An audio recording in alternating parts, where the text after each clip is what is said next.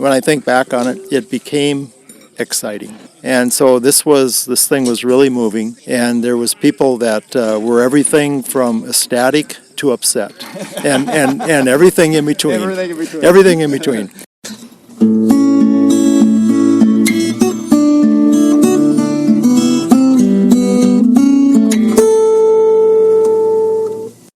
Welcome to the 354th installment of Ear to the Ground, the Land Stewardship Project's podcast on family farming, regenerative agriculture, community food systems, and local democracy. I'm Brian DeVore, editor of the Land Stewardship Letter.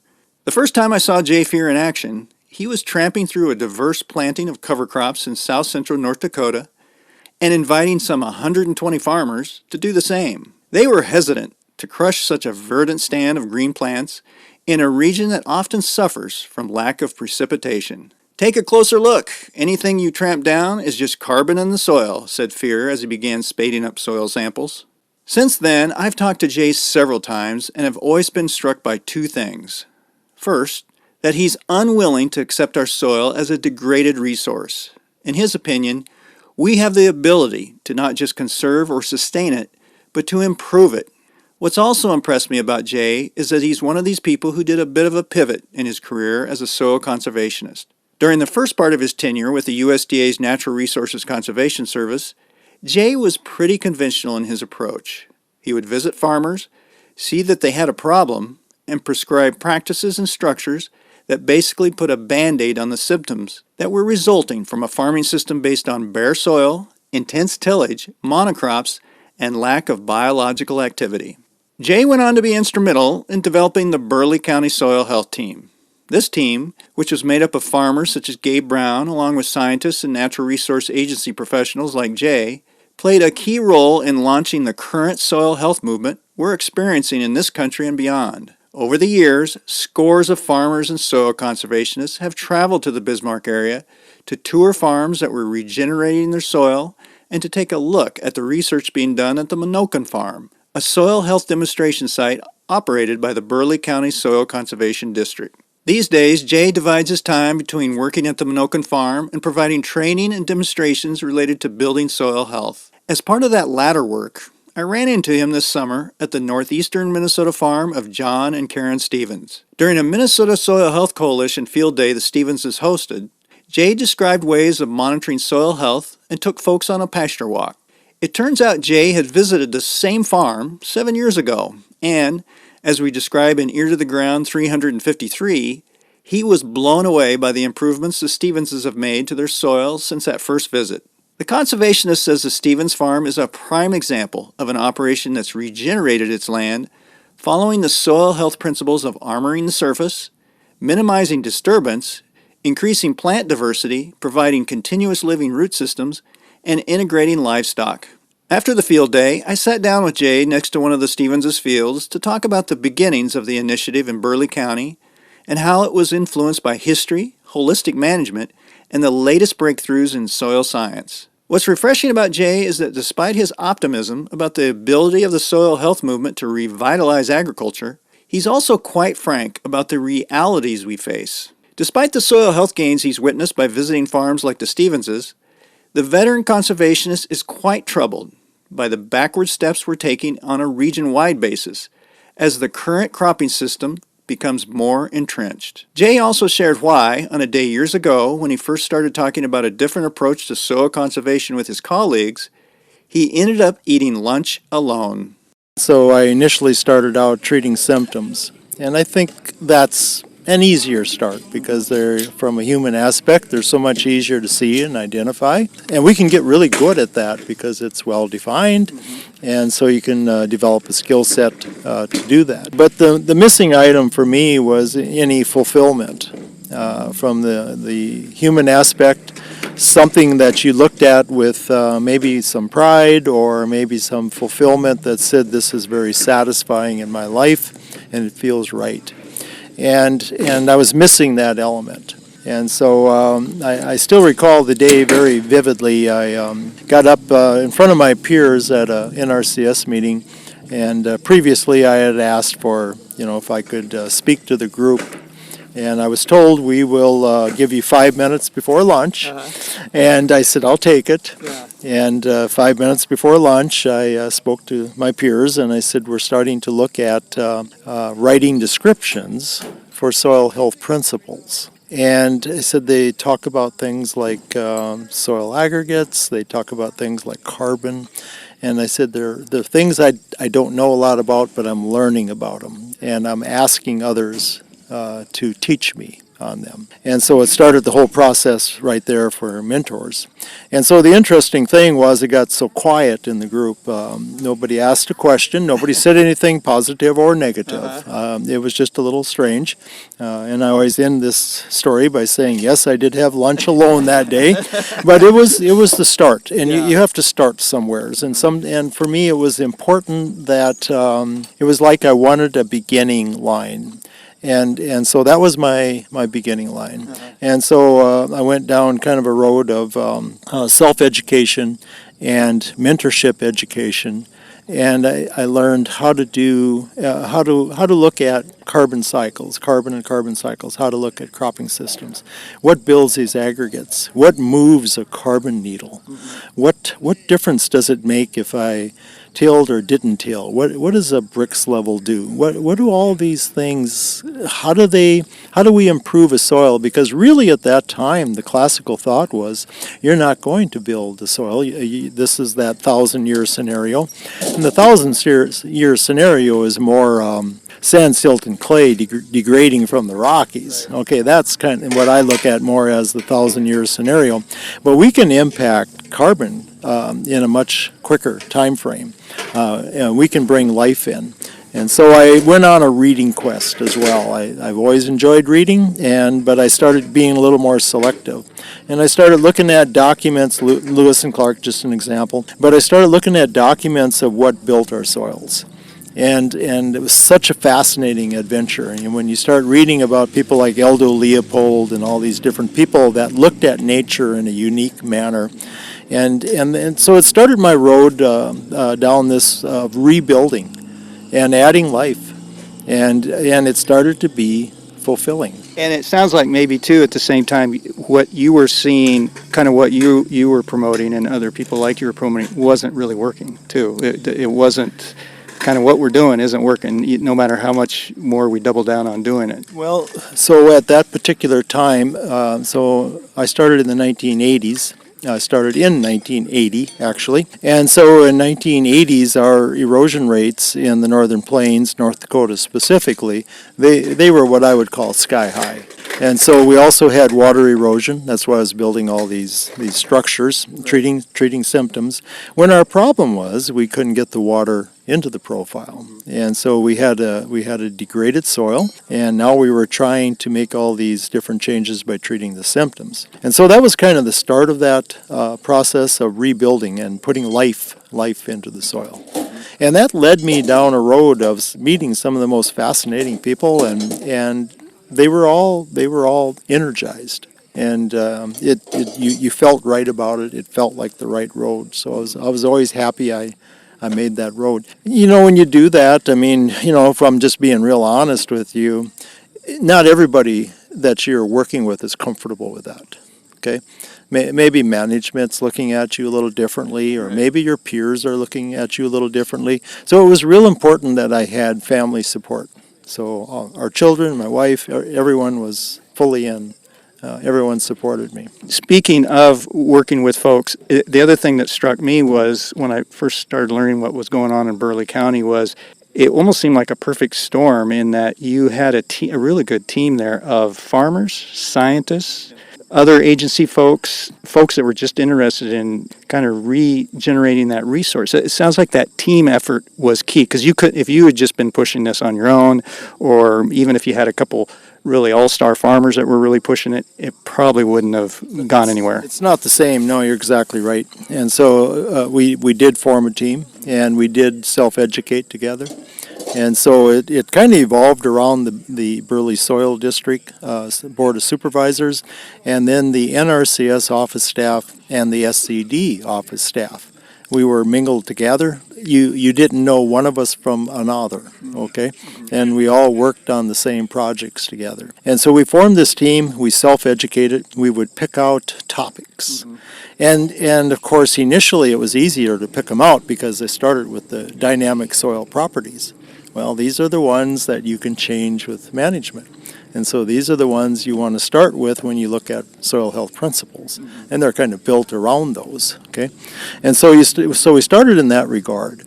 And you're exactly right. So with the team and the meeting of the team and like-mindedness of the team, you felt you had a place to sit down and talk about what was and wasn't working. And if it wasn't working, why wasn't it? And what do we need to change? And let's do that. So we did. Like roughly when was this? When was that? What year roughly was that? Things kind of really changing for you and for this, when was this team getting together? I always was curious about that.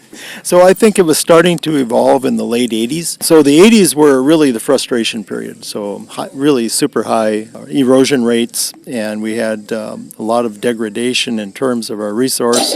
And so that was really the 80s, and the 80s set the stage for this. And then as we got toward the end of the 80s, we started evolving and started putting this team together. And so that was kind of, it's like I had to get beat down a bit first. Yeah. And then in order to get traction and in order to know you were actually heading in the right direction. You were talking about the 5 soil health principles. Right. Did that come out of? Did you guys invent that? No. Where did that come out of? No, so the principles, I think, if you read Gabe Brown's book, I think he probably described it best. He said nature wrote the principles. So what we did, and what I did specifically for NRCS, was I wrote descriptions of the principles. Because at first we just had the term, just the principle. Okay, well then you ask yourself, what does that mean? Right? And so you have a vague sense, but you don't know exactly what it all entails.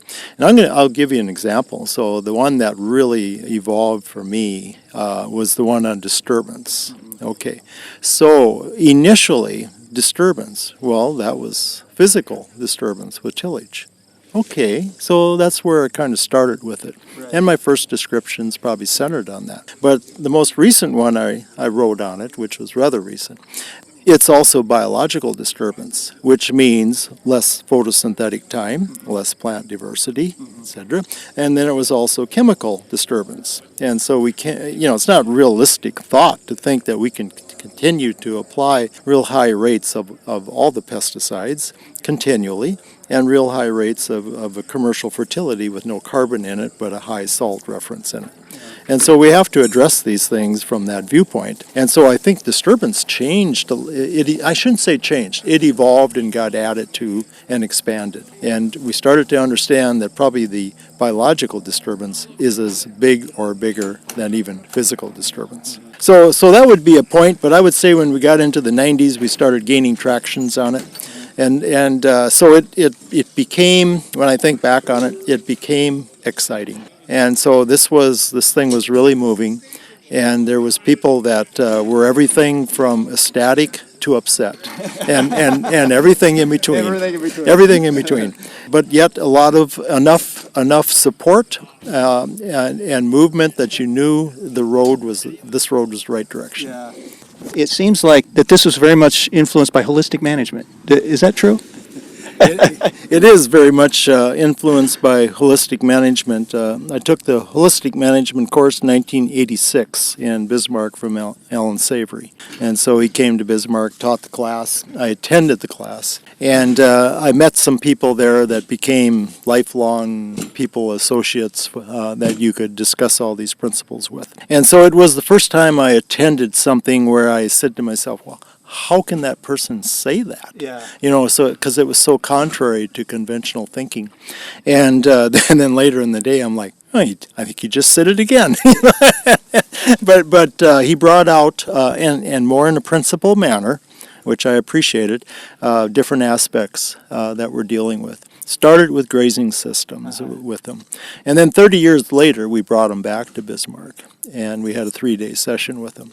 Still a brilliant mind, just one of the great thinking minds, for sure. Well, and the reason I bring that up is I remember going on a field day tour there in Burleigh County, and the issue of quality of life was brought up repeatedly by both the farmers and folks like you. And I was like, okay, this really is starting to smell like holistic management, where it's not just the health of the soil or the health of your bottom line, it's also the health of the family, and that kind of piece all is part of a whole kind of thing. Yeah, so we ended up adding a holistic resource management coordinator, if you will, to our team. And so that was Joshua Dukart at the time, and gave us that human aspect. And we started thinking about things, I'll use the term purpose-driven life. We started looking at that differently. And we started seeing the need for those things and how you as a human being react differently when you have that in your life. Because I had experienced it personally. Yeah. So I knew exactly what he was saying because I could relate to it. And going back a little bit to this, because I am just fascinated by this, the other thing that always struck me was, and this fit in with a lot of the work Land Stewardship Project's been doing with farmers here, in that instead of taking the old route of you've got the expert coming from the university or from the government kind of handing down information from on high, the farmers were seen as experts too, and they were often leading, and it was kind of a real give and take, and farmers were coming to folks like you or to scientists and saying, I'm seeing this thing go on, and I don't understand why. Can you help me figure this out? And it really was a kind of a team effort rather than, I've got this expertise, here's the way it's going to be a cookie cutter solution kind of thing. Yep. I think you're exactly on, and that's correct. And one of those items that we addressed with farmers on the ground was what we think of now pretty straightforward, and that is what moves the carbon needle and soil organic matter levels. And so as we applied these principles, we saw this acceleration of soil organic matter gains, to which we were told that that's not possible, right, and that is not correct. But as we came further down the road, and we started getting into understanding better understanding of the carbon cycle from the viewpoint of exudates, which was kind of a missing portion back in the 80s. Not that it maybe wasn't known in some scientific worlds, but it wasn't commonly discussed in the ag community at all. Right. And so it was definitely a missing part. And so as that came into place, all of a sudden the science was there to support what we were seeing. And I felt comfortable in what we were seeing because I took the tests myself. I took those tests, and before and after, I had that data. And so we stood on that data, but it wasn't popular. Right. And that's where, like you said, you needed family to kind of support you some of those dark nights. So you've been involved with this since 1980. You kind of, the late 80s, started to kind of view things differently. I have been around long enough. I remember the soil quality movement, and there's been just soil conservation in general, that kind of thing. I've been really struck by, I think, the soil health movement. I don't know if I want to call it a revolution. Maybe we can call it a revolution. I don't know if you're comfortable with that, but kind of this phase that we're in right now really has legs. Like, I'm seeing it. It is infiltrating so much of the regenerative ag movement, and I'm seeing more and more quote unquote conventional farmers kind of look into it. What are some of the trends that you have seen over the years? And I guess, did you think that it would become kind of this movement, or did you? Yeah, I just was curious what kind of the trends that you've seen over the years. So if we go back a little bit, when I started, conservation tillage was the term. Yeah. And so I started with that. And it was always a very difficult term for me because it had very little to do with conservation. It had a lot to do with tillage, yeah, and different aspects of it. And we micro-analyze that to death, right? And so that was a term, kind of a generic term. Soil tilth was a big thing. Yep, the word tilth was a big item, yep. And so, you had all these things. Then after that, we changed terms. We had organizations like Manitoba and North Dakota Zero Till Association show up, and they were a big influence in the 80s and early 90s. And we came up with words like no-till. And so that was a term that was thrown onto a lot of different systems. Sometimes it fit, sometimes it didn't. The weak point on it probably never was well defined or described exactly what this means, because it's rather generically used anymore. It was never really one of my favorite terms either, because it was just about the seeding operation. It didn't talk much about carbon. It didn't talk about much all these things. And when NRCS moved into, I think we had the name change change in '94, if I remember right, from SCS to NRCS. But the interesting thing I remember was the posters. And the poster for no-till came out from NRCS. And it had some change laying on a table, and it had an hourglass. And you as the farmer, the message was, you as a farmer, we're going to move into no-till to save time and money. Yeah. And it had absolutely nothing to do with carbon or soil aggregates or nutrient density, or it had nothing to do with those aspects. And we tried 2 or 3 big pushes internally within the agency to try to make that thing move, but it wouldn't move. And the main reason it wouldn't move is we didn't understand diversity. And so we had no understanding of that, and we had no understanding of how big this topic was and how interconnected. We were just dealing with one small little aspect of it. Well, then from there we started moving into the term soil health. And soil health was a term that worked because no matter who heard it, they knew what it was. And so I really think that's the big difference between soil quality and soil health. Soil quality came out of an aspect that really needed an interpreter, and it needed somebody to explain what soil quality is, how it functioned, how it worked. And soil health kind of eventually became that. So you were looking at a scenario then with the principles and the description of the principles. And so that then eventually kind of moved into more of a regeneration type scenario because I think everyone by then had a pretty good understanding that, hey, we're building back. We're going to build this back, right? And so that kind of came in the whole regeneration thing. And so I think terms are kind of inevitable. I think different periods of time have different terms.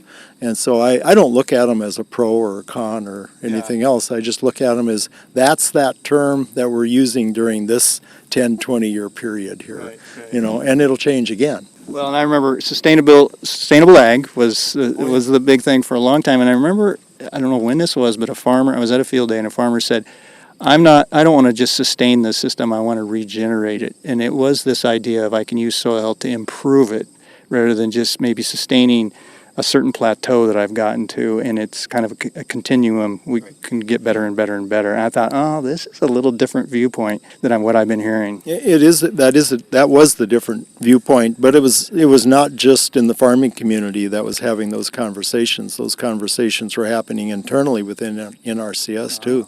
That right now, you know, the people that were working on, especially working on symptoms, they were looking at conserving. And they weren't looking at rebuilding or regeneration, and they weren't looking at it from the viewpoint of the health of the ecosystem. And so therein lied that dilemma, if you will, not just in the farming community, but internally within USDA as well. And, you know, initially I think there was a fair bit of pushback maybe in both entities, but eventually I think both saw that, no, we're probably not going to stop this. We have to understand it and apply it. So my personal goal has always been to farm forever. So if we're going to farm forever, you have to put these things into the best position that you can adjust and improve upon for sure. So are you seeing more farmers adopting some of these practices over time and seeing the results?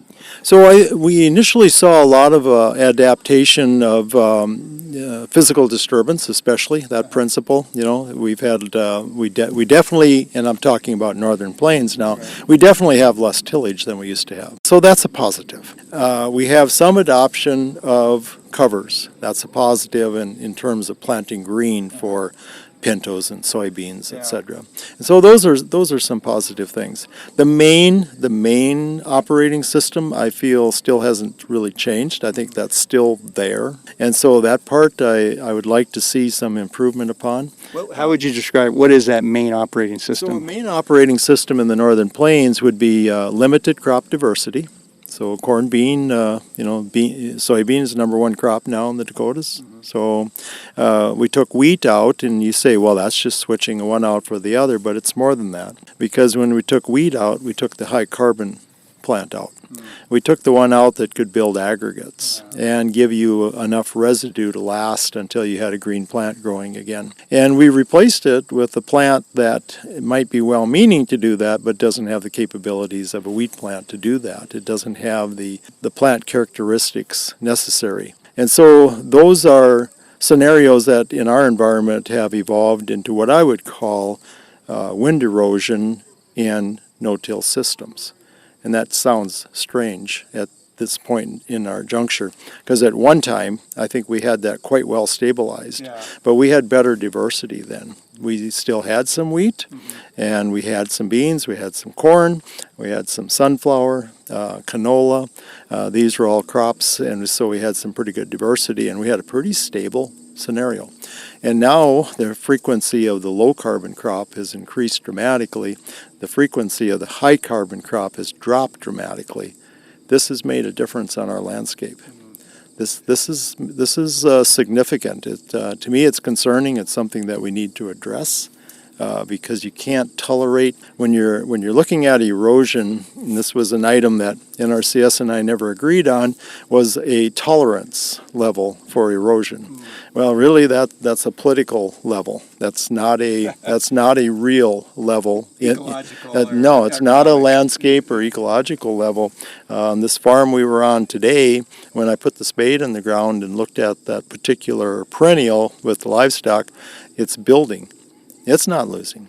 And so it's way beyond that scenario, and that's what we have to be thinking of. Yeah. So that when we have a cropland field, like this cornfield that's pretty close by here, when you walk into that cropland field and you put the spade in the ground, I see soil aggregates, I see life, because he's supplied all that. And so it's a different environment, but if we're going to have frequency of a plant that isn't capable of building soil aggregates, and it is very low carbon, very low amounts of armor on the soil surface, that's going to impact us. And in our big scale ag country in the Dakotas where the wind is, there's nothing to stop it.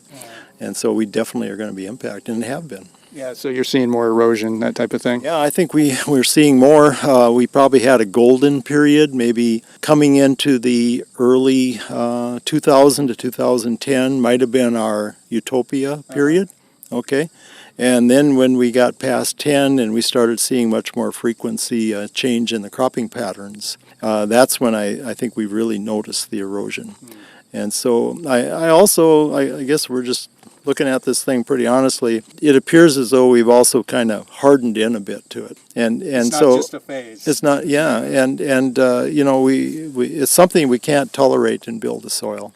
And people look at and want to know how to build carbon levels for voluntary carbon credits or whatever. Well, first thing that has to be addressed is erosion rates. You can't have that. And so, you know, if we can bring our erosion rates down for wind and water, and if we can improve our water quality and quantity, I think then one time one of my mentors told me, after that, get as fancy as you want to.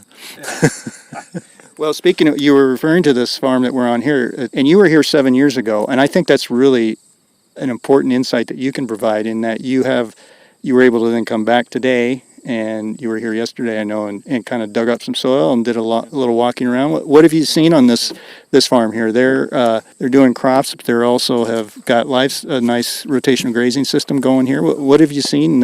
How is it different from 7 years ago?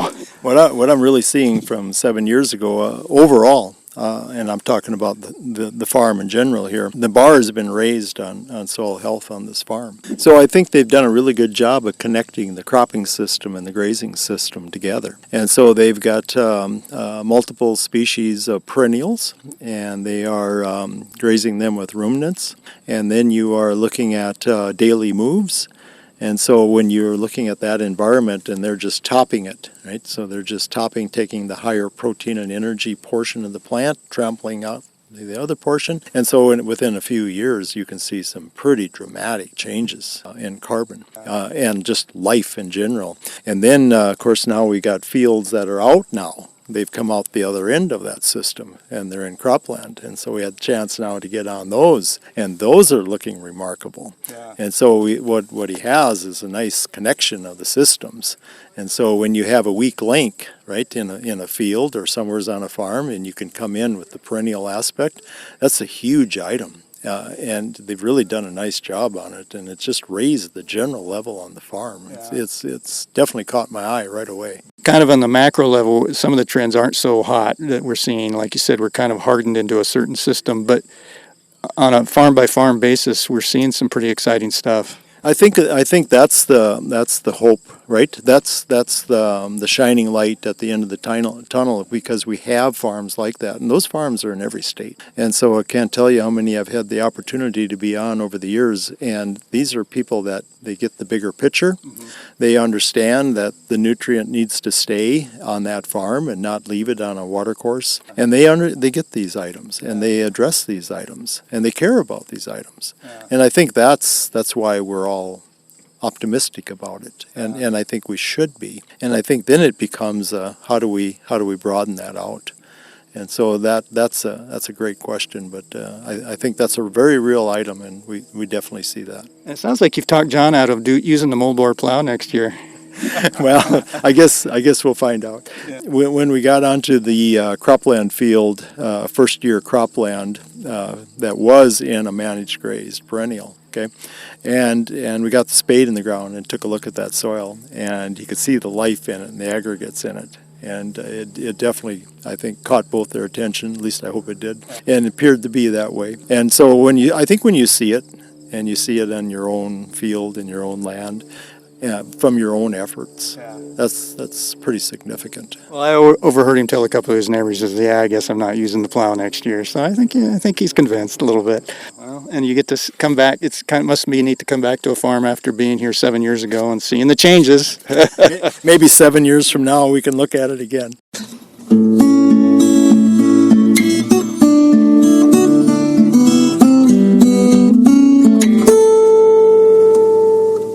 For more on building soil health profitably, see the podcast page for Ear to the Ground episode 354 at landstewardshipproject.org. There you'll also find a link to the podcast I did recently with John Stevens and the original articles I wrote over a decade ago on the Burleigh County Soil Health Team.